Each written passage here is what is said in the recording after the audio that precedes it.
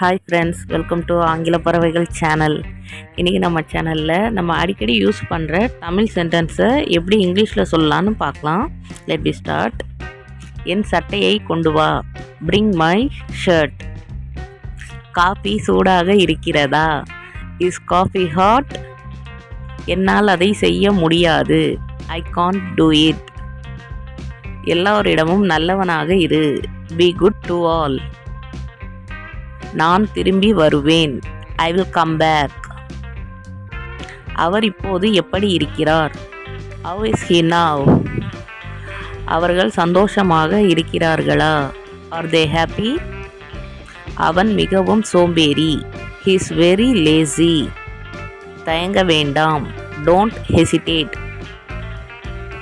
பொறுமையாக இருங்கள். Have patience. உடனே செல்லுங்கள். Go right away. எனக்கு இருமல் உள்ளது. I have a cough. கடைக்கு செல்லுங்கள். Go to the shop. காலை உணவு சாப்பிட்டீங்களா? Had breakfast. சந்தோஷமாக இருங்கள். Enjoy yourself. என்னை குறை சொல்ல வேண்டாம். Don't criticise me. இது என்னுடைய பேனா. This is my pen. நான் உள்ளே வரலாமா? மே ஐ கம் இன்? அவர் வீட்டில் இருந்தார். He was at home. அவருக்கு உடல்நிலை சரியில்லை. He is not well.